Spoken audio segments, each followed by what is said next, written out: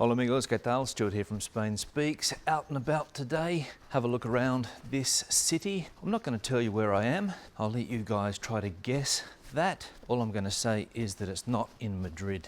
And we'll have a look and see if there's any activity in one of these smaller Spanish cities at the moment. 29th of June 2020, the post-coronavirus Spain.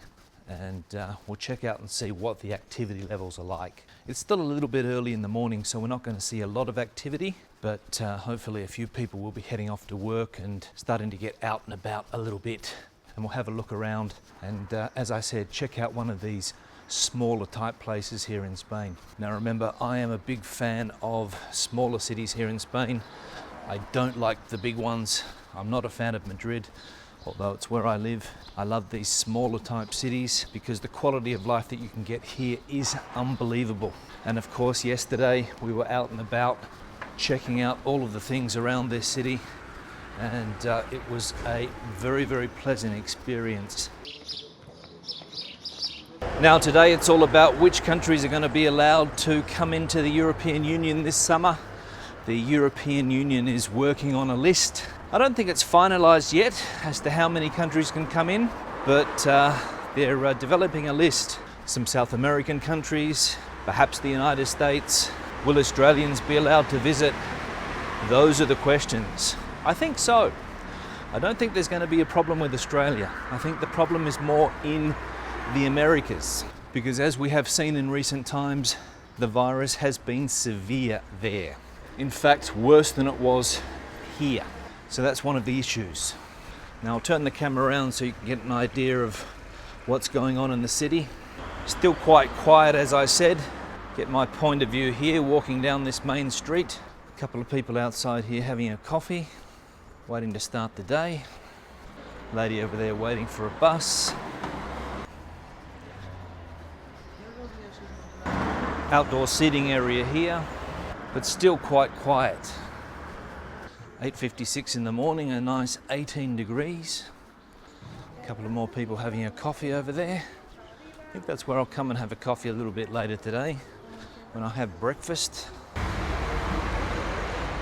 There was an interesting look for you, that girl on the scooter there, face mask and all. And that's one thing I will say as well, that a lot of people are wearing face masks, even when they're outdoors. I think I've mentioned this in other videos that you don't have to wear them when you're outside and you can maintain social distancing. But a lot of people around the place just put them on. It just seems to be one of those things that people have got used to, wearing masks. And of course, coming to cities like this now when there aren't as many tourists.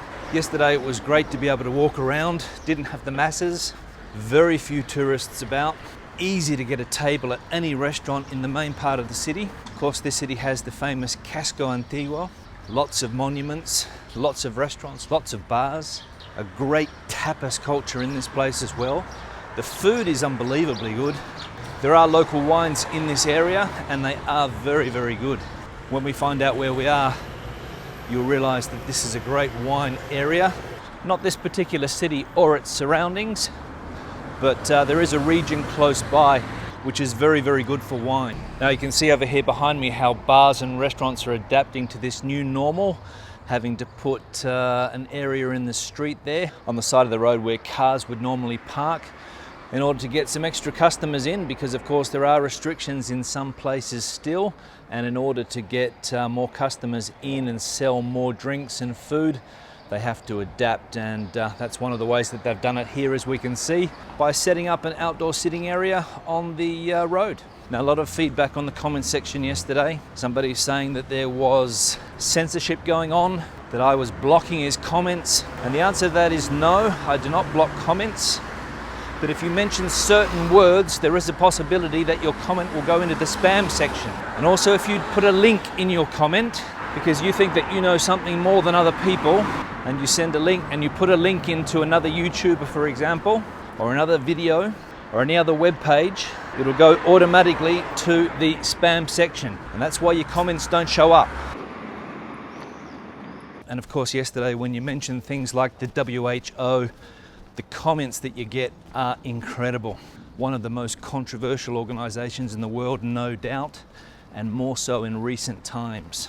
We'll see if they ever get their reputation back. And the amount of theories that people have, I'm not going to say they're sea theories, but they're theories. A lot of people seem to know more than everybody else on this. It's incredible.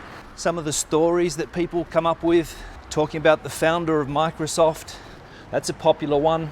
Lots of ideas, lots of theories. And I'm presuming the people that write these comments are well read. I'm sure that they go deep into the investigation to find out whether these things are true or not, or whether they just read the same things again and again and again. Probably that's more closer to the truth. Well, this has been a nice little bit of exercise this morning, this walk up and down this street here. I'm trying to lose a few kilograms. I put it on during the confinement. Exercise, diet, although pretty hard in this country to lose weight, I'll give you the tip.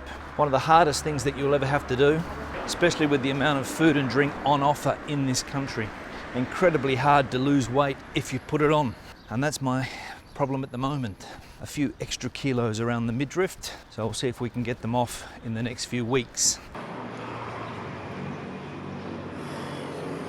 Now, something else that caught my attention was that this month has been one of the worst months for businesses closing. Apparently a record number of businesses closing this month. Haven't been able to withstand that closure, the 3-month closure, and of course not worth it for them to go on.